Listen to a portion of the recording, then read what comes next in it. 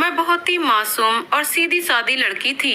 मैं पढ़ाई के वास्ते शहर आ गई और मन लगाकर पढ़ भी रही थी। लेकिन मुझे कॉलेज में एक लड़के से प्यार हो गया। हम दोनों एक दूसरे को बहुत प्यार करने लगे थे और हम दोनों शादी करना चाहते थे। लेकिन अचानक उसका ऐसा सच सामने आया कि मेरे होश उड़ गए। एक प्यार पहले के जमाने में लोग करते थे, जान दे देते थे, पर प्यार पर आंच भी नहीं आने देते थे। पर अब वो बात कहाँ। आज की मेरी कहानी वंदना और राहुल की प्रेम कहानी है, जो कि बीएचयू कॉलेज में पढ़ाई कर रहे थे। रोहतक का रहने वाला राहुल वाराणसी में बीएचयू हॉस्टल में रहता था। देखने में काफी स्मार्ट था। मेरठ की रहने वाली वंदना वाराणसी में ही अपनी सहेली सालू के साथ एक किराए पर रूम लेकर बीएचयू कॉलेज में पढ़ाई कर रही थी। राहुल और वंदना दोनों एक ही क्लास में थे और अक्सर दोनों चुपके चुपके एक दूसरे को देखा करते थे। छोटी छोटी चीजों में एक दूसरे की मदद भी करते थे। राहुल और वंदना दोनों बहुत अच्छे दोस्त बन गए। वंदना को जब भी कहीं बाहर जाना होता या कॉलेज का भी कोई काम भी होता तो राहुल को बोल देती थी और राहुल भी वंदना के लिए मानो 24 घंटे अवेलेबल रहता था। जिस दिन कॉलेज की छुट्टी रहती थी, दोनों बनारस घाट की सैर पर निकल जाते थे। वहाँ एक नाव लेते और सारा दिन बस मौज मस्ती करते। दोनों की दोस्ती कब प्यार में बदल गई, उन्हें भी कहाँ पता चला। और भला प्यार कैसे ना हो।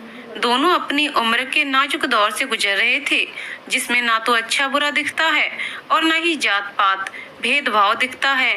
उन दोनों के लिए दुनिया एक अलग ही नजर आ रही थी। चारों तरफ फूलों की महक और अपने प्यार की चहक दिख रही थी। उन्हें ना ही अपने परिवार वालों का डर था, न समाज का डर था।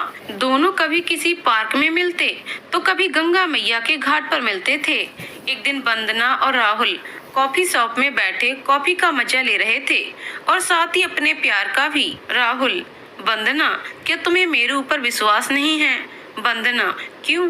राहुल: हम दोनों इतने समय से एक दूसरे के साथ हैं और एक दूसरे से बेइंतहा प्यार भी करते हैं, पर तुमने मुझे कभी भी अपने करीब नहीं आने दिया। मुंह बनाकर करीब तो छोड़ो, एक किस भी नहीं करने दिया। वंदना: ऐसा नहीं है कि मुझे तुम पर विश्वास नहीं है, लेकिन हमारे बीच जो भी होगा वो शादी के बाद। मेरे लिए प्यार सिर्फ शब्द ही नहीं है, बल्कि पूजा है। राहुल के हाथों को अपने हाथों में लेकर चूमते हुए वंदना बोली। राहुल मन ही मन चिढ़ गया और गुस्से में अपना हाथ छुड़ाते हुए बोला, अरे यार, ये सब बातें पुरानी हो चुकी हैं। तुम किस जमाने में चली गई हो यार? साफ साफ कहो कि तुम्हें मुझ पर विश्वास ही नहीं है। कहते हुए गुस्से में चला गया। वंदना वहीं बैठे बैठे उदासी गहरी सोच में पड़ जाती है कि आखिर मैं कैसे राहुल को यकीन दिलाऊं कि वो मेरे बारे में गलत सोच रहा है। मैं बहुत ज्यादा प्यार करती हूँ उससे, पर कैसे समझाऊं अपना प्यार। वंदना बार बार फोन करती है राहुल को, पर राहुल उसका फोन बार बार काट देता है। अब वंदना काफी परेशान हो जाती है। कॉलेज में भी राहुल उसे इग्नोर करने लगा था। वंदना को कुछ नहीं समझ आता था कि ये मेरे साथ ऐसा क्यों कर रहा है, क्या हो गया है इसे। वंदना साफ दिल की लड़की थी और राहुल को नहीं समझ पा रही थी कि राहुल को उससे नहीं, सिर्फ और सिर्फ उसके शरीर से प्यार है। उसे राहुल वंदना से कोई प्यार नहीं था, बस उसकी खूबसूरती से प्यार था, एक शारीरिक आकर्षण था बस। और वंदना का मासूम दिल नहीं समझ पा रहा था और वो पूरी तरह से राहुल के प्यार में पागल हो गई थी। वंदना राहुल के लिए कुछ भी कर सकती थी, क्योंकि वंदना का प्यार सच्चा था। वंदना के बार बार फोन करने पर राहुल फोन उठा लेता है और बोला, हाँ बोलो, क्यों फोन कर रही हो बार बार? वंदना रोते हुए, यार तुम क्यों मुझे इग्नोर कर रहे हो? राहुल: क्यों, तुम्हें नहीं पता? वंदना: राहुल, मैं तुमसे बेइंतहा प्यार करती हूँ और मर जाऊंगी तुम्हारे बिना। राहुल अब समझ चुका था कि वंदना पूरी तरह से उसके प्यार में फंस गई है। अब वो जो चाहे वही करेगी। अब बारी थी राहुल के अगले दाव का। फिर उसने वंदना को एक एड्रेस पे बुलाया और वंदना भी खुशी खुशी वहाँ पहुँच गई। राहुल के दोस्त का रूम था, जहाँ पर वो वंदना को बुलाता है। वंदना आती है तो देखती है राहुल पहले से ही उसका इंतजार कर रहा था और वंदना के आते ही वंदना से लिपट जाता है और बोलता है, यार मैं तुमसे बहुत प्यार करता हूँ, तुम मेरे पर विश्वास नहीं करती हो, इसलिए मैं तुमसे नाराज था। सॉरी सॉरी सॉरी, माफ कर दो मुझे। वंदना, यार मैं भी तुम्हारे बिना कहाँ रह सकती हूँ, पर मेरे साथ कभी भी ऐसा मत करना। मुझसे तुम्हारी बेरुखी सहन नहीं होती है। और फिर दोनों एक दूसरे के आगोश में समाते चले गए और वंदना भी न राहुल को रोक पाई और न ही खुद को। अब क्या था, दोनों अक्सर ही मिलने लगे थे और बार बार जिस्मानी संबंध बनाने लगे थे दोनों, मानो उन्हें लत लग गई थी एक दूसरे की।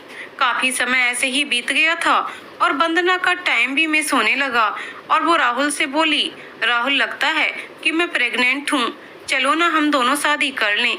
राहुल, हाँ हाँ क्यों नहीं, हम जरूर शादी करेंगे। वंदना, मगर कब, कहीं ऐसा तो नहीं कि अब तुम्हारा जी भर गया है मुझसे। राहुल, अरे नहीं पागल, मैं अपने बच्चे को अपनाऊंगा और बाबा विश्वनाथ मंदिर में हम दोनों शादी कर लेंगे। जब भी वंदना शादी की बात करती, राहुल हमेशा कोई न कोई बहाना बना ही देता था। एक दिन वंदना कॉलेज गई तो राहुल का फ्रेंड वंदना को एक लिफाफा देता है। वंदना ने लिफाफा खोला तो देखा एक लेटर है उसमें और लेटर को पढ़कर उसके होश उड़ गए। लेटर में लिखा था कि मैं अपने गांव रोहतक जा रहा हूं और मुझे ढूंढने की कोशिश भी मत करना। राहुल, वंदना की आंखों के सामने अंधेरा छा गया और वो रोने लगी।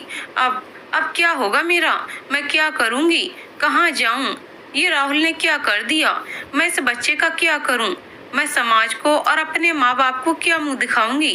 तमाम बातें सोचकर अपना सर पकड़कर रोने लगती है। वंदना का दिल और दिमाग एकदम से सूने सा पड़ गया था और फिर पहुंच गई अपनी फ्रेंड सालू के पास और जाते ही सालू से लिपट पड़ती है। वंदना, सालू, राहुल ने मुझे धोखा दे दिया, हिचक हिचक कर सिसकियां लेते हुए बोली।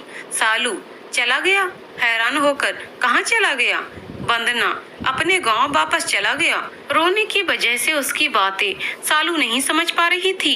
सालू पहले तो तुरंत एक गिलास पानी देती है वंदना को और उसके आंसू पोंछते हुए बोली, अब बता बात क्या है। वंदना, यार ये राहुल तो बड़ा कमीना निकला, मुझे शादी का झांसा देकर खुद 9-2-11 हो गया। अब मैं क्या करूं, मैं कहाँ जाऊं? सालू, हाँ तो जाए उसकी बला से, माथे पर जोर देते हुए, तू इतना क्यों परेशान है, शांत हो जा और चिल मार यार।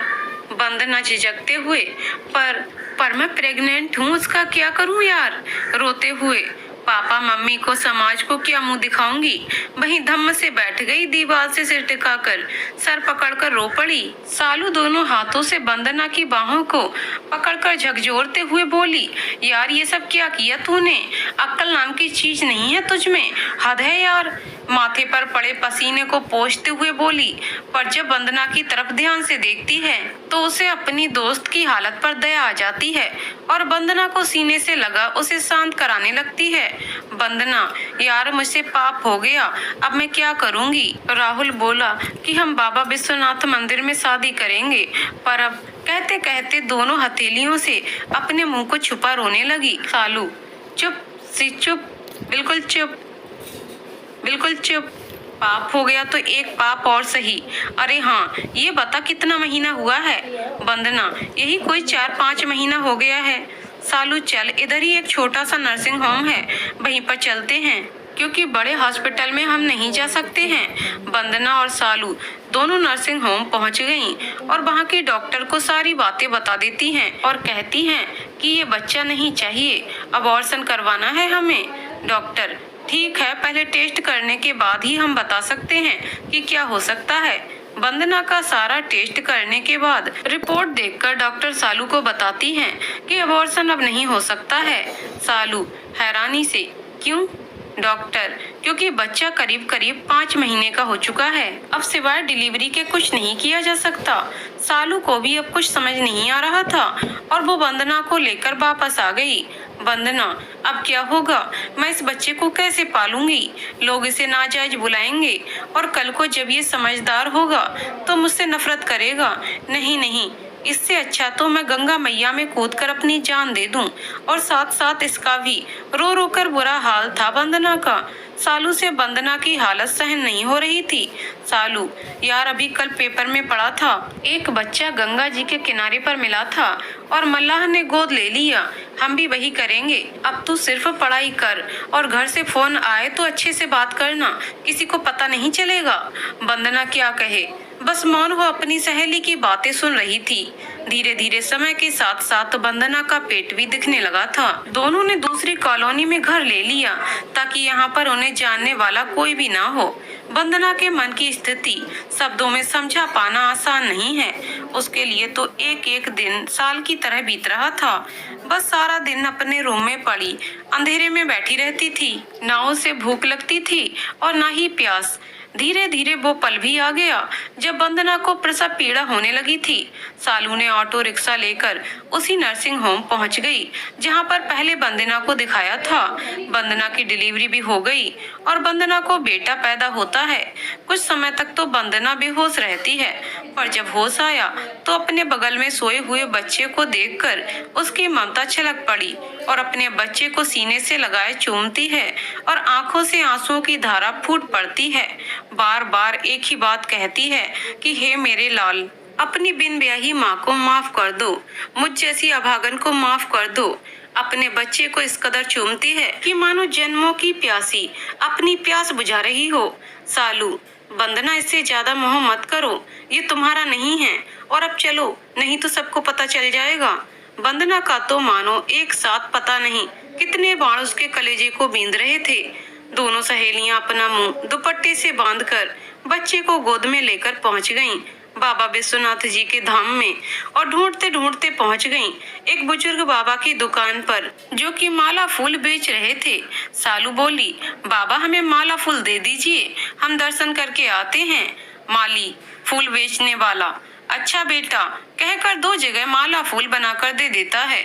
दोनों सहेलियां अपना स्लीपर पर्स सब निकाल कर जाने लगती हैं तो फिर कहती हैं कि बाबा थोड़ी देर के लिए आप हमारे बच्चे को संभाल लेते तो अच्छा रहता, लाइन में खड़े होना है, बच्चा परेशान हो जाएगा। बाबा, माली ने सोचा, ठीक है, कौन सा मुझे पहाड़ उठाना है और वैसे भी बच्चा सोया हुआ है। मन ही मन सोचते हुए, हाँ हाँ बिटिया, यहीं सुला दो और दर्शन कराओ दोनों। ठीक है बाबा। जाते हुए वंदना 1000 बार अपने बच्चे से माफी मांगी और सोची रही थी, पाप किया मैंने और भुगतेगा मेरा बच्चा, पर करे क्या तेरी माँ, मेरे लाल मुझे माफ कर दो। मन ही मन अपने बच्चे से कहती है कि सालू उसे खींचते हुए लेकर चली जाती है। धीरे धीरे सुबह से शाम हो गई पर दोनों का कुछ पता ही नहीं चला। इतने में बूढ़े बाबा की पत्नी भी दुकान में आती है तो देखती है कि अरे बुढ़ऊ, ये तू के कर लड़का ले है बाटा। माली, अरे बूढ़ा, तो का हम का बताई दूं, गो लड़की आईनी, हम के पकड़ाई गयन, अब इतना देर होए गयल आई न। बूढ़े औरत की पत्नी, हद बाटे बुढ़ऊ, हम ना रहती तो तोहार का होत, सर पकड़कर बड़बड़ाते हुए बोली बूढ़ी औरत। माली की पत्नी की आवाज सुनकर वहाँ पर भीड़ जमा हो गई और सब बच्चे को देखने के लिए उत्साहित हो रहे थे। इतनी भीड़ को देखकर वहाँ पर जो पुलिस ड्यूटी कर रही थी वो भी आ पहुंची। उसमें से एक पुलिस वाला लड़का, मनोज दहिया नाम था, उसकी उम्र 27 साल की थी। हट्टा कट्टा लंबा चौड़ा नौजवान बच्चे को उस बूढ़े आदमी से ले लिया। बूढ़ा आदमी, माली भी मन ही मन खुश हो गया कि हे भोले बाबा, भला इस बला से मेरा पीछा छूटा। मनोज पुलिस वाला धीरे से बच्चे के चेहरे से कपड़ा हटाकर देखता है तो बस देखता ही रह जाता है। खुद से ही बातें करता है कि हे शिव जी, कौन ऐसी निर्दयी माँ थी जो इस गुलाब की पंखुड़ी से भी कोमल नन्ही सी जान को यूं छोड़ गई। कितना प्यारा और मासूम सा है ये बच्चा। प्यार भरी ममता मई नजरों से निहारते हुए मनोज बच्चे को लेकर बाबा विश्वनाथ जी के मंदिर में दर्शन करने जाता है और बच्चे को आगे बढ़ाते हुए बोला कि हे कालों के काल महाकाल, आपकी महिमा आप ही जाने बाबा। भक्ति भाव भरे स्वर से, पर मैं आपके दरबार में आज एक कसम खाता हूँ कि मैं आज से इस बच्चे का पालन पोषण करूंगा और कभी भी शादी नहीं करूंगा। ये मेरा इस बच्चे से वादा है। मनोज की आंखें डबडबा आईं। मनोज के साथ और जो पुलिस वाले काम करते थे वो सब समझाने लगे, यार ये कैसा कसम खा लिया तूने, पागल है क्या, पूरी जिंदगी अकेले कैसे रहेगा। मनोज, अरे भाई अब मैं अकेला कहाँ हूँ। बच्चे की तरफ इशारा करते हुए, ये है ना सुपर हीरो, चूमते हुए बोला। दूसरे पुलिसकर्मी, पागल ना बन, दे दे किसी अनाथालय में, हो सकता है कि इसको बढ़िया परिवार मिले, माँ बाप दोनों का प्यार एक साथ मिले और पीछा छुड़ा इससे। बच्चे को आंखों से इशारे में दिखाते हुए, मनोज चुप करो यार। एक माँ जिसने जन्म देकर इस फूल को फेंक कर चली गई, उस फूल को भोले बाबा ने मुझे दे दिया। मैं अब इसके साथ अन्याय नहीं कर सकता हूँ और न ही होने दूंगा। पुलिसकर्मी, और तेरे घर वाले? मनोज को घूरते हुए, वो मान जाएंगे? मनोज, नहीं पता, नहीं माने तो भी मैं अपना फैसला नहीं बदलने वाला। और वहाँ से बच्चे को लेकर चला जाता है। घर पर इस बात की खबर मनोज के पहुँचने से पहले ही पहुँच गई थी। अब बस मनोज की पेशी होना बाकी था। घर वाले, मनोज के मम्मी पापा काफी गुस्से में अपने बेटे यानी मनोज को घूरे जा रहे थे। मनोज के आते ही बरस पड़े, अबे भीष्म पितामह की औलाद, तुझे ज्यादा शौक चढ़ा हुआ है महान बनने का। गुस्से में लाल पीला हो बड़ी बड़ी आंखें करके मनोज पर बरस पड़े। मनोज, नहीं पापा, अब आपके भी कुछ कहने से कोई फायदा नहीं, क्योंकि मेरा फैसला नहीं बदलेगा। प्लीज। हाथ जोड़कर अपने पापा को देखने लगा। बच्चा भूख से रोए जा रहा था। मनोज की मम्मी उसे दूध पिलाती हैं और मनोज को समझाती हैं कि बेटा तू बच्चे को रख, मुझे कोई दिक्कत नहीं है, पर ये जो तूने कसम खा ली है उससे प्रॉब्लम है हमें। बच्चे पालना इतना आसान नहीं है जितना तुझे लगता है। शादी कर लेगा तो माँ भी मिल जाएगी और बच्चे की परवरिश भी अच्छे से होगी। बेटे को समझाते हुए माँ बोली, मनोज बस मम्मी, अब मुझे इस बारे में कोई और बात नहीं करनी। झल्लाते हुए मनोज के पापा, बात तो करनी पड़ेगी और रोज होगी बात। ज्यादा नाटक करेगा ना तो खींच कर चाटा मारूंगा, ना होश ठिकाने लग जाएगा तेरा। इसी दिन के लिए तू पैदा हुआ था। दांत पीसते हुए पापा बोले। मनोज बच्चे को लेकर अपने रूम में सोने चला जाता है और सोचता है कि अगर मैं यहाँ रहूंगा तो यही सब रोज होगा। और तो और कहीं मेरे पापा किसी अनाथालय में ना दे दे इस बच्चे को। बच्चे को निहारते हुए बच्चा मनोज की गोद में सुकून से सो रहा था और अपने छोटे छोटे हाथों से मनोज की उंगली को पकड़े हुए था। मनोज की आंखें मानो उसे निहारने से थकती ही नहीं थी और उसे लगा कि बच्चा ये कहने की कोशिश कर रहा है कि मुझे जन्म देने वाली माँ तो छोड़ गई, पर तुम ना छोड़ना। मनोज बच्चे को सीने से लगाए सो गया था, पर उसकी आंखों से नींद भी बहुत दूर चली गई थी।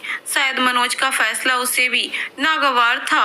मनोज सुबह सुबह जल्दी से उठा और बच्चे को लिया, अपने कपड़े समेटे, माँ पापा के उठने से पहले ही घर से निकल गया और सीधा रेलवे स्टेशन पर पहुंच गया। मेरठ जाने वाली ट्रेन पकड़ लिया और निकल पड़ा अपने नए सफर पर। जिस तरह से एक माँ अपने जन्म देने के बाद बच्चे की देखभाल करती है, वैसे ही मनोज अपने बच्चे की देखभाल कर रहा था। मनोज मेरठ में ही शिफ्ट हो जाता है। ड्यूटी पर जाता तो भी बच्चे को अपने सीने से लगाए रहता था। मनोज की अब सारी दुनिया यही बच्चा था। मनोज प्यार से बच्चे को सोना बुलाता था। बच्चा सोना भी अब मनोज की आहट को पहचानने लगा था। धीरे धीरे वो मनोज की ममता की छांव में पल रहा था और बड़ा हो रहा था। दोनों एक दूसरे की जान थे। मनोज बेहद ही खूबसूरत और सुलझा हुआ था। कोई भी अगर पूछ लेता था कि इसकी माँ कौन है तो तुरंत ही जवाब देता था कि क्यों, मैं माँ नहीं हूँ क्या? इसका बाप भी मैं और माँ भी मैं हूँ। मनोज के इस रूप को देखकर न जाने कितनी लड़कियों ने उससे अपने प्यार का इजहार किया होगा, पर मनोज को तो सिर्फ अपने सोना, अपने लाल के प्यार के आगे किसी का प्यार नहीं दिखता था। सोना, मनोज का बच्चा, अपने माँ रूपी पिता के साये में बड़ा हो रहा था। मनोज अपने हाथों से सोना को नहलाता धुलाता, खाना बनाकर खुद बड़े प्यार से गोदी में लेकर खिलाता। जो माँ करती है अपने बच्चे का वो सब मनोज करता था। सोना को एक चोट भी लगती थी तो दर्द का एहसास मनोज को होता था। सोना और मनोज का रिश्ता बड़ा ही अनोखा था। खून का रिश्ता न होते हुए भी दोनों एक दूसरे की जान थे। मनोज की सुबह होती तो सोना के नाम से, शाम होती तो सोना के नाम से। सोना को रोज सुबह माँ की तरह उठाना, उसको ब्रश कराना, नहलाना, स्कूल के लिए तैयार करना, उसकी बस यही जिंदगी थी। चोट अगर कभी लग जाती उसके सोना को तो दर्द से तड़प उठता था मनोज के घर के सामने ही एक एसीपी का बहुत ही बड़ा बंगला था और कई गार्ड तैनात रहते थे। बाहर हाथ में बंदूक लिए एसीपी कोई और नहीं वंदना थी, लेकिन वो अब पहले वाली वंदना नहीं थी। सीधी सादी प्यार करने वाली वो अब पूरी तरह से बदल चुकी थी। मर्दों से तो खास नफरत करती थी और किसी भी मर्द की गलती को कभी माफ नहीं करती थी। वंदना के पास अगर कोई मर्डर केस आता तो मर्डर करने वाले के लिए कोई दया भाव नहीं रहता था सिवाय मौत के। वंदना का जहाँ भी पोस्टिंग होता था उसका खौफ उस इलाके में इस कदर छाया रहता था कि कोई भी कोई जुर्म करने से पहले 1000 बार सोचे। वंदना का ये फंडा था कि कोर्ट भी खुद थी, सुनवाई भी खुद करती और सजा भी खुद देती थी। वंदना की चर्चा दूर दूर तक रहती थी। आलम ये था कि जिधर से भी गुजरती थी उधर से कुछ लोग उसको जल्लाद बुलाते थे, बोलते बड़ी घमंडी औरत है, न जाने खुद को क्या समझती है। मुंह बनाकर सब आपस में बातें करते रहते थे। अब ये छोटा सा बच्चा सोना रोज बाहर से ही उस बंगले को निहारता रहता था। एक दिन सोना मनोज से बोला, पापा वो घर किसका है? मनोज, किसी का भी हो बेटा, पर तुम कभी भी वहाँ मत जाना। सोना, क्यों? मनोज, क्योंकि उस बंगले की मालकिन बड़ी जल्लाद है। सोना, मतलब? आंखें सिकोड़ते हुए पूछा मनोज। मतलब कि सोचने लगा कि बच्चों को समझाना कितना मुश्किल होता है। मतलब बेटा खड़ूस आंटी हैं। सोना ने हाँ में सिर हिला दिया, पर वो कहते हैं ना, बच्चों की फितरत होती है कि जिस चीज के लिए मना करो उन्हें वही चीज चाहिए रहता है, या जिस काम के लिए मना करो वो वही काम करते हैं। सोना रोज चोरी चुपके उस बंगले के गार्डन में जाता था और कुछ फूल तोड़ लाता था। बंगले का माली हैरान रहता था कि ये फूल तोड़ता कौन है। रोज सोचता था आज इस चोर को पकड़ कर रहूंगा। और फिर क्या था, एक दिन सोना दोपहर को स्कूल से आते ही भागकर बंगले के पास गया और चुपके चुपके दबे पांव गार्डन में पहुंच गया। और जैसे ही हाथ बढ़ाया फूल तोड़ने के लिए कि गार्ड ने आकर उसे पकड़ लिया और 2 थप्पड़ जड़ दिया। सोना के फूल से कोमल गाल पर गार्ड की उंगलियों के निशान छप गए। गार्ड चिल्लाते हुए, माली ये लो, चोर को मैंने आज पकड़ ही लिया। माली, अरे वाह, ये तो हमको एकदम से पगलवा दिया था। साहब अच्छा हुआ जो आज पकड़ा गया। गार्ड हरामखोर परेशान करके रखा था, झल्लाते हुए बोला। सोना उंगली दिखाकर, मैं कोई चोर वोर नहीं हूँ। घूरकर गुस्से में, और हाँ मुझे गाली मत देना। चुटकी बजाकर सोना ने गार्ड को धमकी भरे स्वर में बोला। गार्ड अब तो उसका गुस्सा चरम सीमा पर पहुंच गया था और सोना के बाल को पकड़कर तड़ाक से वहीं पत्थर पर पटक दिया और इतनी जोर से पटका कि सोना के मुंह से चीख निकल गई। पापा पापा कहकर सोना रोने लगा। फिर गार्ड ने उसका मुंह दबा दिया। सोना का ढेर सारा खून फर्श पर बहने लगा।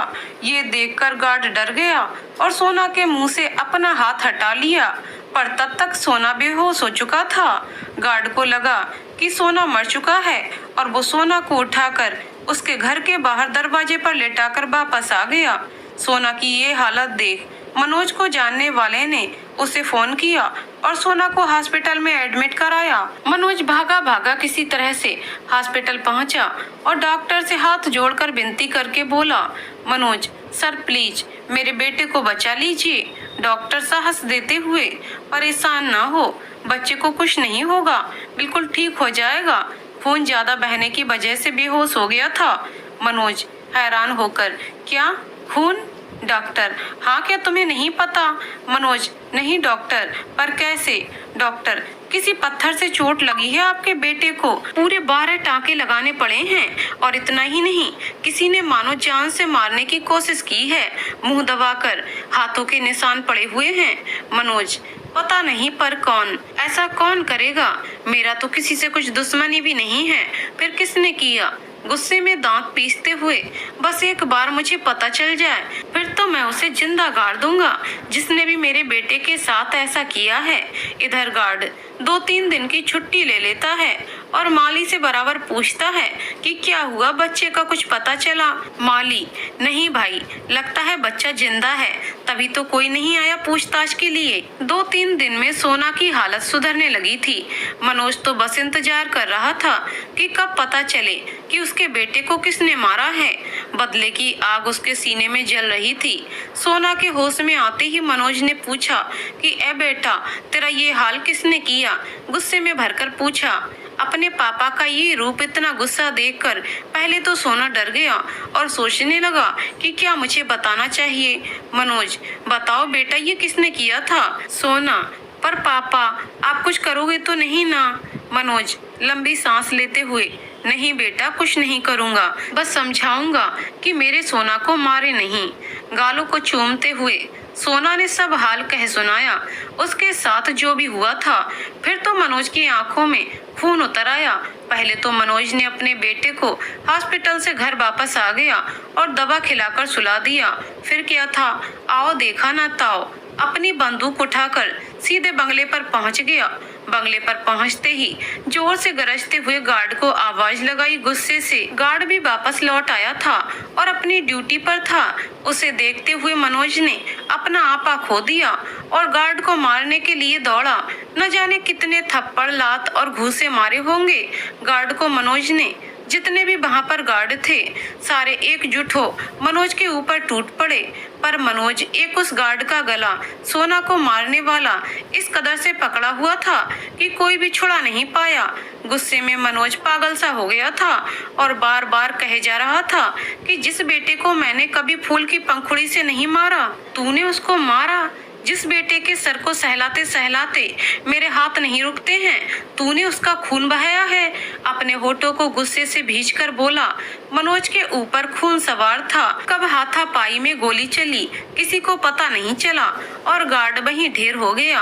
गोली की आवाज सुनकर अंदर से एसीपी वंदना भागकर बाहर आती है तो गार्ड मरा हुआ देखकर हैरान हो जाती है और गुस्से से उसका चेहरा लाल हो गया था और घूरते हुए मनोज को देख रही थी। वंदना अपने गार्ड से पूछती है, कौन है ये आदमी? मनोज की तरफ इशारा करते हुए, और यहाँ पर ये सब क्या हो रहा है? गार्ड को किसने मारा? बुलंद आवाज में एक साथ कई सवाल पूछ पड़ी।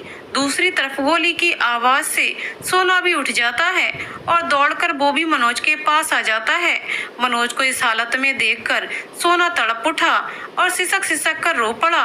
दूसरे गार्ड ने वंदना को सारा हाल कह सुनाया, जो कुछ भी हुआ था। वंदना को तो मर्दों से नफरत पहले से ही था, अब तो बस मनोज को सजा देने का बहाना मिल गया था।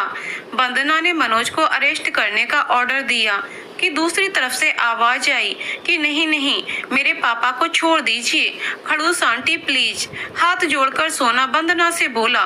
वंदना ही मुंह बनाकर गौर से सोना की तरफ देखते हुए बोली, ऐ लड़के, क्या बोला?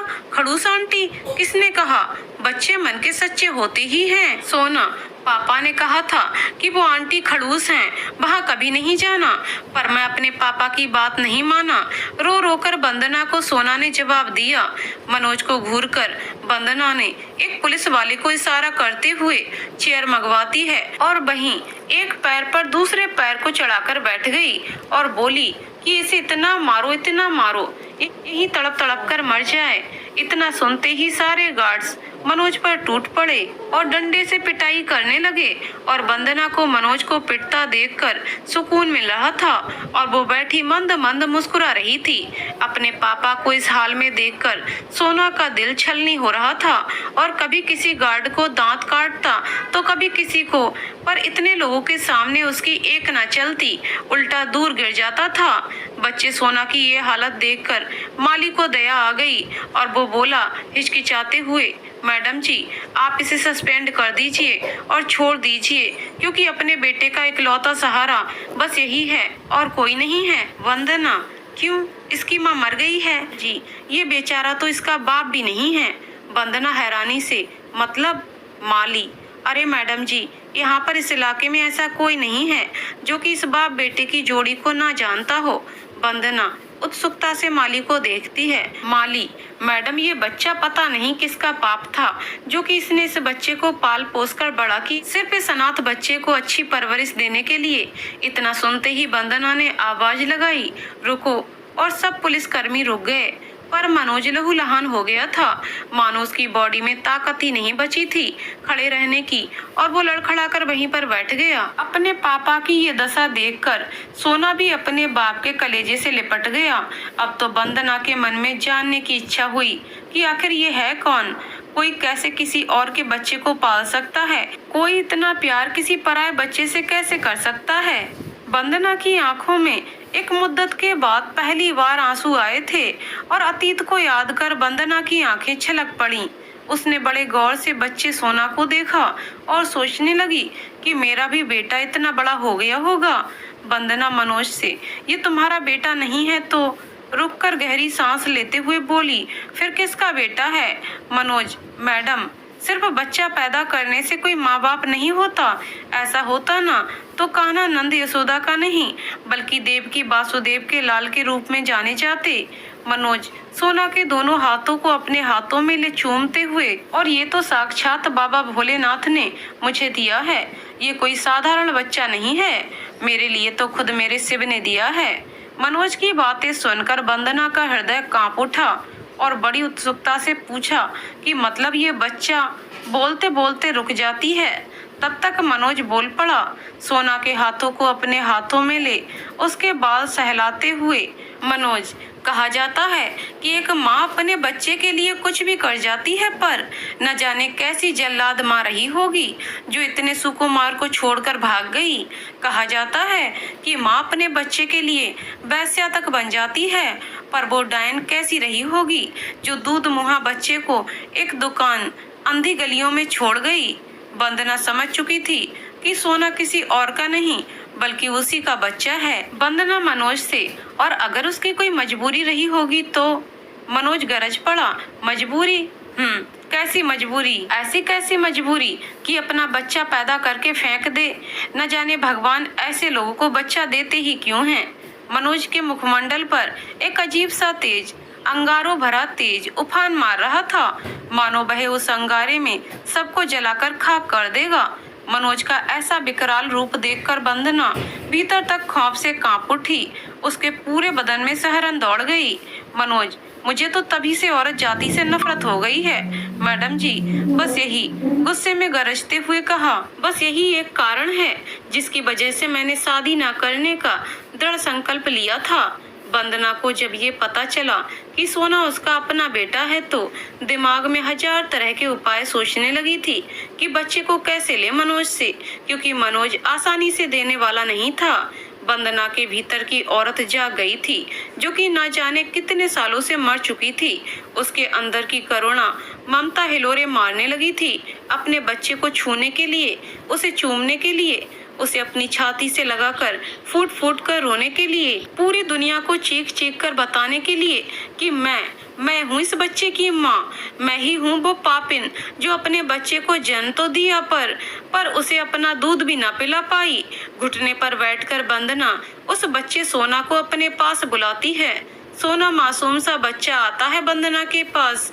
वंदना ने खींचकर उसे अपने कलेजे से लगा लिया और रोने लगी। न जाने कितने बरस से उसके आंसू सूखे पड़े थे, आज वो भी समुंदर की लहरों की भांति बह चली थी। जितना रोती थी उतना ही सोना को चूमती थी और कहती थी कि मुझे माफ कर दे मेरे बच्चे, मैं ही हूँ तेरी वो अभागन माँ, मैं ही हूँ वो पापिन, मुझे माफ कर दे। ये सब मनोज देखकर दंग रह गया और बड़ी तीव्रता से सोना का हाथ पकड़कर अपनी ओर खींच लिया। मनोज, ओ नौटंकी की खान, अपनी नौटंकी की दुकान जा कहीं और खोल, ये सब मेरे साथ नहीं। हाँ, आंखों में ज्वालामुखी भरे हुए बोला। और एक मिनट, अभी क्या कहा तुमने? मानो जानबूझकर अनसुना करने की एक्टिंग कर रहा हो। वंदना नरमी से, बड़ी ही संवेदनशीलता से, वही जो तुमने सुना है, मैं ही हूँ इसकी वो भगोड़ी माँ, मैं ही हूँ वो पापन औरत जिसकी एक पाप के कारण तुमने पूरी औरत जाति से नफरत करने लगे। हाँ, वो ही हूँ। वंदना मनोज के आगे हाथ जोड़कर बोली, प्लीज मनोज, मेरा बेटा मुझे दे दो। अभी वंदना की बात पूरी नहीं हुई थी कि मनोज बीच में ही उसकी बात काटते हुए बोला। मनोज उंगली दिखाकर, चुप, बिल्कुल चुप, सोचना भी मत मैडम, सोचने की गलती भी मत करना कि मैं अपना बेटा तुम्हें दूंगा। छी, धिक्कारते हुए, शर्म नहीं आती अपना बच्चा कहते हुए? उस दिन तुम्हारी ममता कहाँ गई थी मैडम, जब अंधी गलियों में किसी और के भरोसे अपना बच्चा छोड़ आई थी? बड़ी आई माँ बनने, अपना थोबड़ा जाके देखा आईने में, तू माँ तो क्या, औरत भी कहलाने लायक नहीं है। और अपने बेटे को लेकर आगे बढ़ने लगा। वंदना मनोज को रोकते हुए बोली, मनोज उस समय मैं मजबूर थी, मेरे पास। बिल्कुल चुप, सोचना भी मत मैडम, सोचने की गलती भी मत करना कि मैं अपना बेटा तुम्हें दूंगा। छी, धिक्कारते हुए, शर्म नहीं आती अपना बच्चा कहते हुए। उस दिन तुम्हारी ममता कहाँ गई थी मैडम, जब अंधी गलियों में किसी और के भरोसे अपना बच्चा छोड़ आई थी। हैं, बड़ी आई माँ बनने, अपना थोबड़ा जाके देखा आईने में। तू माँ तो क्या, औरत भी कहलाने लायक नहीं है। और अपने बेटे को लेकर आगे बढ़ने लगा। वंदना मनोज को रोकते हुए बोली, मनोज उस समय मैं मजबूर थी, मेरे पास कुछ नहीं था। और अगर मेरे पापा को पता चल गया होता तो वो मुझे और मेरे बच्चे दोनों को मार देते। मैं बस अपने बेटे को जिंदा रखने के लिए मैंने अपने कलेजे पर पत्थर रख लिया था। पर आज मैं मजबूर नहीं हूँ। मेरे पास इतना बड़ा बंगला है, गाड़ी है, ढेर सारे नौकर चाकर हैं, किसी चीज की कमी नहीं है। प्लीज मुझे मेरा बेटा दे दो। मनोज, अपने पैसे से औलाद को भी खरीद लो मैडम जी, पर मैं अपने जिगर को नहीं दूंगा। मेरी जान है ये। तुम नहीं जानती हो कि मैंने इसे अपना दूध नहीं पिलाया है, क्योंकि ये मातृत्व सुख दुग्ध पान का सिर्फ ऊपर वाले ने औरत को दिया है, पर मैंने इसे अपना खून पिलाया है, आंसू पिलाया है, खुद रात रात भर जागा है अपने सोना को एक सुकून की नींद के लिए। अब तो मेरे मरने के बाद ही तुम इसे ले सकती हो मैडम जी। मनोज के मुंह से मानो अंगारे निकल रहे थे। वंदना, मनोज सोच लो, तुमने एक पुलिस वाले को मारा है और इसका अंजाम बुरा होगा, लेकिन अगर तुम मुझे सोना को दे दो तो मैं तुम्हें सस्पेंड नहीं करूंगी। मनोज व्यंग भरी मुस्कान से बोला, क्यों, न्याय की देवी आ गई ना अपने औकात पर और चल दिया। तब तक वंदना ने ललकारा, अरेस्ट हिम, और एक ऑर्डर पर वहां पर मौजूद अन्य पुलिस कर्मियों ने तुरंत अरेस्ट कर लिया मनोज को। वंदना को इतने में भी चैन नहीं पड़ा और मनोज का सस्पेंड लेटर भी साइन कर उसके मुंह पर मार देती है और अपने बेटे को गोद में उठाकर चली गई। सोना भी पापा पापा चिल्लाता रहा और मनोज सोना सोना, पर उन दोनों की करुण पुकार सुनने वाला कोई ना था। मनोज को जेल में बंद कर दिया गया और इधर वंदना सोना को अपने घर में ले जाती है और उसे समझाने की कोशिश करती है कि बेटा, मैं तुम्हारी मम्मी हूँ। लेकिन पूरी तरह से असफल रही वंदना सोना को मार्केट में ले जाती है। वहाँ भी सोना उदास सा बैठा रहता है। लाख जतन के बाद भी सोना के आंसू नहीं रुक रहे थे और सोना को बुखार चढ़ जाता है। वंदना ने डॉक्टर को दिखाया तो डॉक्टर ने भी कहा कि कोई बात बच्चे को अंदर ही अंदर परेशान कर रही है। अगले दिन वंदना ने कहा, सोना तुम्हें क्या चाहिए बेटा, तुम जो बोलोगे वही होगा। सोना, खड़ूस आंटी प्लीज प्लीज मेरे पापा को जेल में मत बंद करो, मैं यहीं आपके पास ही रहूंगा, पर मेरे पापा को जेल से बाहर निकाल दो। खड़ूस आंटी रो रो कर हटक हटक कर सोना बोला। वंदना अपने बेटे को मनोज के प्रति प्यार देख रो पड़ी और बोली, प्रॉमिस, मैं आपके पापा को ले आऊंगी, पर मेरी एक शर्त है बेटा। रोते हुए बोली सोना। क्या? वंदना, एक बार मुझे मम्मा बुलाओ बेटा प्लीज, सिर्फ एक बार मुझे माँ बोल दो, मैं तुम्हारे कदमों में सारे जहां को डाल दूंगी, पर सिर्फ एक बार मुझे माँ बोल दो। अपने बच्चे को चूमते हुए बोली सोना, पहले मेरे पापा को आप ले आओ तो बोलूं। सोना की जिद के आगे वंदना हार गई और पहुंच गई मनोज को जेल से निकलवाने। वंदना ने ऑर्डर दिया कि मनोज को बाहर निकाल दो और केस को रफा दफा करवा देती है।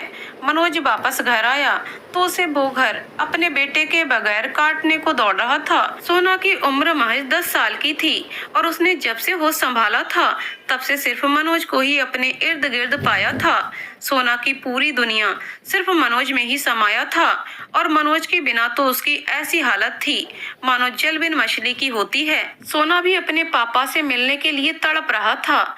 लाख जतन के बाद भी सोना हजार कोशिशें करता अपने बाप से मिलने के लिए तड़प रहा था। वंदना अपनी पूरी ममता लुटा रही थी सोना पर। सोना को अपनी गोद में सुलाना, लोरी गाकर सुनाना, सोना के बालों में उंगली फेरना, मानो कितने जन्म की प्यासी, ममता की प्यासी वंदना आंचल में भर भर के अपना प्यार लुटा रही थी सोना पर। सोना को भी वंदना का यूं प्यार देना बहुत अच्छा लग रहा था, पर फिर भी उसे अपने पापा ही चाहिए थे। एक दिन सोना अपने घर की दीवार पर चढ़ गया और कूदने की कोशिश करने लगा, पर दीवार की ऊंचाई काफी थी। सोना ठहरा बच्चा, उसे तो बस हर हाल में मनोज के पास पहुंचना था। सिर्फ सोना ही नहीं, बल्कि मनोज भी सोना से मिलने के लिए तड़प रहा था और वो वंदना के घर के बाहर गार्डन में छुपकर बैठा था कि उसे सोना की चीख सुनाई दी और मनोज भी सोना को पुकारता हुआ आवाज के पीछे भागा।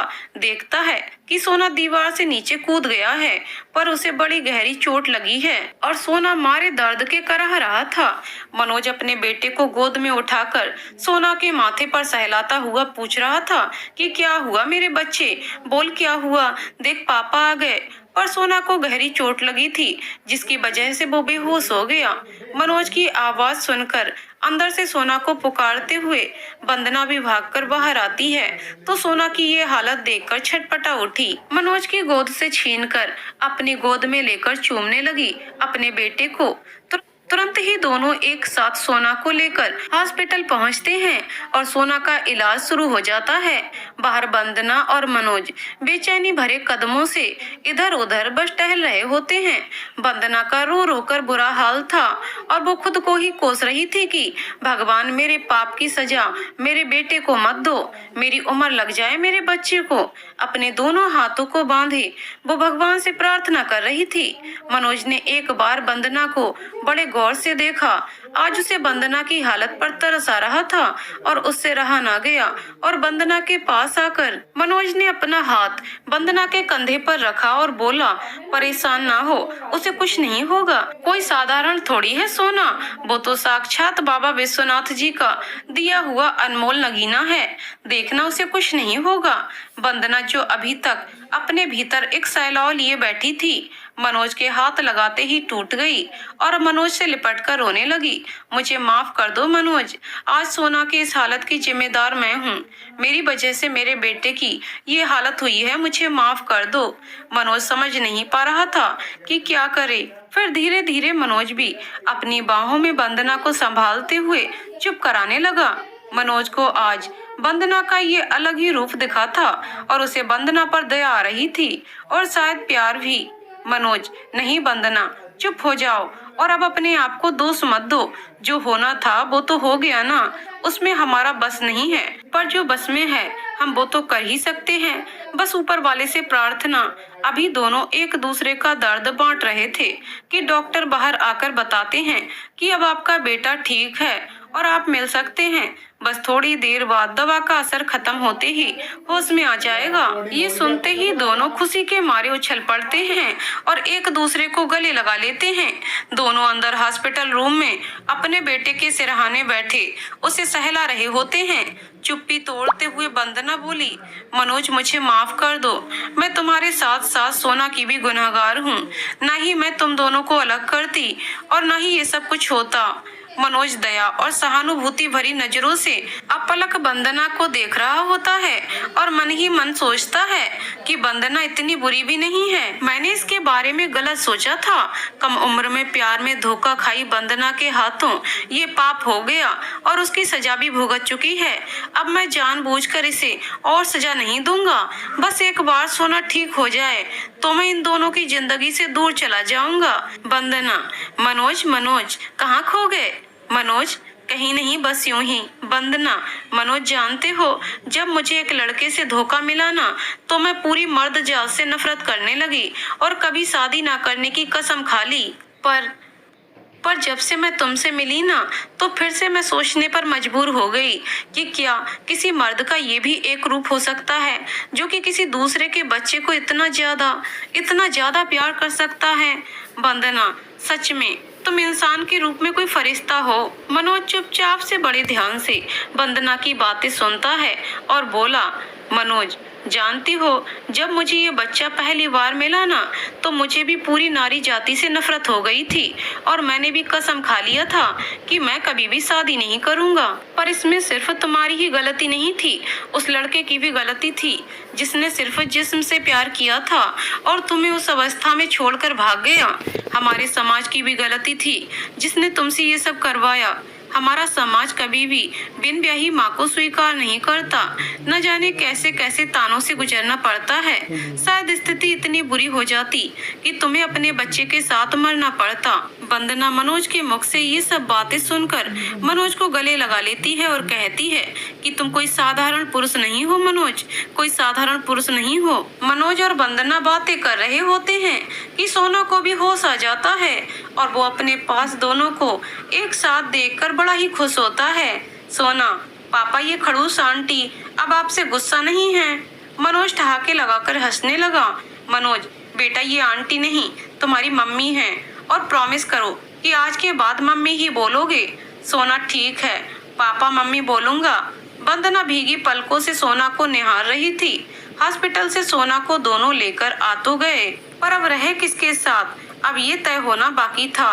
मनोज मन ही मन विचार करता है कि सोना तो पिछले 10 सालों से मेरे पास ही रहा, पर एक माँ तो 10 सालों से तड़पी है। सोना को वंदना के घर भेज दूंगा। वंदना भी मन ही मन सोचने लगी कि आज सोना की इस हालत की जिम्मेदार सिर्फ और सिर्फ मैं ही हूँ। मुझे कोई हक नहीं है सोना को अपने पास रखने का। मनोज को ध्यान से देखते हुए मुझे कोई हक नहीं है एक बाप को अपने बेटे से अलग करने का। मैं सोना को मनोज के पास ही छोड़ दूंगी। दोनों ही अपने अपने तरीके से एक दूसरे के बारे में सोचते हुए चले जा रहे थे। आखिरकार रास्ता खत्म हुआ और मंजिल पर गाड़ी आकर रुक गई। वंदना बाहर निकलती है और गाड़ी से और मनोज से बोली, मनोज सोना को तुम अपने साथ ले जाओ। बड़ी ही शालीनता से बोली। मनोज भी गाड़ी से उतरकर, अरे नहीं, सोना को तुम अपने साथ ले जाओ और तुम्हारा घर है ही कितनी दूर, मेरा जब भी मन करेगा मैं आ जाऊंगा मिलने। वंदना, नहीं नहीं मनोज, मुझे और पापी ना बनाओ, मैं तुमसे तुम्हारा बेटा नहीं छीन सकती हूँ। मनोज, क्या बात करती हो वंदना, मैं भी एक माँ जिसने न जाने कितनी बार अपनी ममता को मारा होगा, न जाने प्रायश्चित की आग में कितनी बार खुद को जलाया होगा, जो कि अब जाकर अपने बेटे से मिली है। क्या मैं उससे उसके बच्चे को अलग कर दूं? वंदना, अच्छा ठीक है, तो एक काम करते हैं, तुम भी यहीं आज रुक जाओ। और अब कोई बहस नहीं, ऑर्डर देने के अंदाज में बोली। और हाँ, मैं तुम्हारी सीनियर हूँ तो तुम्हें मेरी बात माननी ही पड़ेगी, हंसते हुए बोली। मनोज भी हाँ कर दिया और सोना को लेकर दोनों वंदना के घर जाते हैं। मनोज पहली बार वंदना के घर गया था। चारों तरफ नजरें घुमाकर देखता है तो वंदना का घर किसी जन्नत से कम नहीं था। ऐसी कोई भी एक चीज नहीं थी जो कि वंदना के पास नहीं थी। मनोज ने देखा सोना का भी एक अलग कमरा था जिसमें हजारों खिलौने रखे थे, न जाने कितने कपड़े रखे हुए थे। मनोज ने जब ध्यान से देखा तो कपड़े छोटे से लेकर बड़ी साइज के थे। मनोज ने जब वंदना से पूछा कि सारे कपड़े अलग अलग साइज के क्यों हैं? वंदना, क्योंकि हर साल मैं अपने बेटे के बर्थडे पर कपड़े खरीद कर ले आती थी और अपने बेटे को याद कर लिया करती थी। मनोज सोचता है कि सोना की जिंदगी में अब उसका कोई काम नहीं, जो सुख सुविधा मैं नहीं दे सकता वो उसे यहाँ मिल सकता है और ऊपर से सोना को उसकी माँ भी मिल जाएगी। मनोज सोना को उसके बेड पर लेटा देता है और उसके सिरहाने बैठ गया और सोना के सर को सहलाने लगा और बोला, सोना तुम्हें तुम्हारी मम्मी कैसी लगती हैं? सोना, अच्छी लगती हैं पापा, और वो मुझे बहुत प्यार करती हैं। पहले तो अच्छी नहीं लगती थी, पर धीरे धीरे मुझे उनके साथ भी अच्छा लगने लगा। वो भी बिल्कुल आप ही की तरह प्यार करती हैं। मनोज, बेटा तुम रहोगे अपनी मम्मी के साथ? सोना, मतलब? मनोज, मतलब ये कि अब तुम अपनी मम्मी के साथ ही रहना, जितना प्यार मुझसे करते थे वही प्यार अपनी मम्मी से करना। सोना को समझते देर नहीं लगी कि मनोज क्या कहना चाहते हैं। सोना, नहीं पापा, क्या आप मुझे छोड़कर जाना चाहते हैं तो सोचना भी मत, मैं आपके बिना नहीं रह सकता हूँ पापा। और सोना फूट फूट कर रो पड़ा। मनोज, अरे नहीं मेरा बच्चा, चुप हो जा, मैं कहीं नहीं जा रहा हूँ। वंदना भी फ्रेश होकर सोना के पास आ जाती है और बेड पर सोना का सर अपनी गोद में लेकर बैठ गई और सोना के सर पर प्यार से अपने हाथ से सहलाने लगी। सोना, पापा मुझे अब ना अपने पापा के बिना रहना है और ना ही मम्मी के बिना रहना है। मेरे सारे फ्रेंड के मम्मी पापा हैं, मुझे भी दोनों ही चाहिए। मनोज, हाँ हाँ मेरा बच्चा, अभी तुम सो जाओ, तुम्हें आराम की जरूरत है। सोना ने एक हाथ से मनोज की उंगलियों को पकड़ रखा था और दूसरे से वंदना की। सोना को काफी कमजोरी थी, सो वह सो गया। मनोज ने वंदना की तरफ देखा और बोला, वंदना एक बात बोलूं? वंदना, हाँ हाँ क्यों नहीं। मनोज, क्या तुम मुझसे शादी करोगी?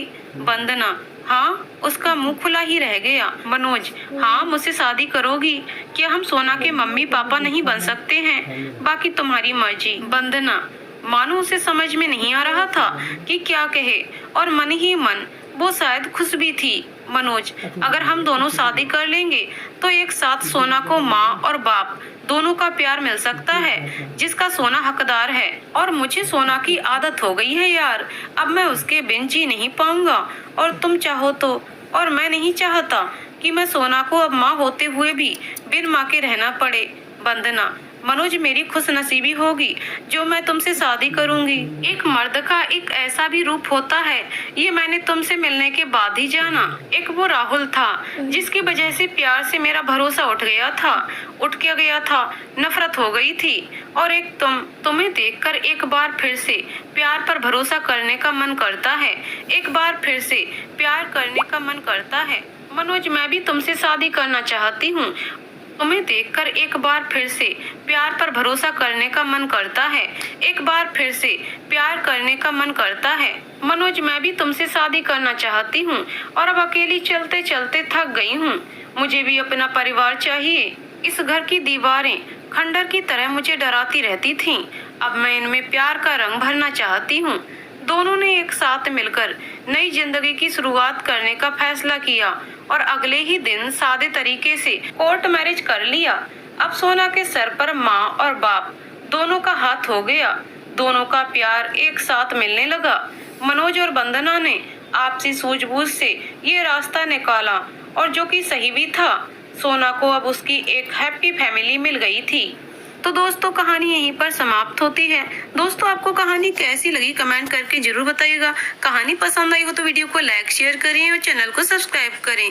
कहानी को पूरा सुनने के लिए बहुत बहुत धन्यवाद दोस्तों।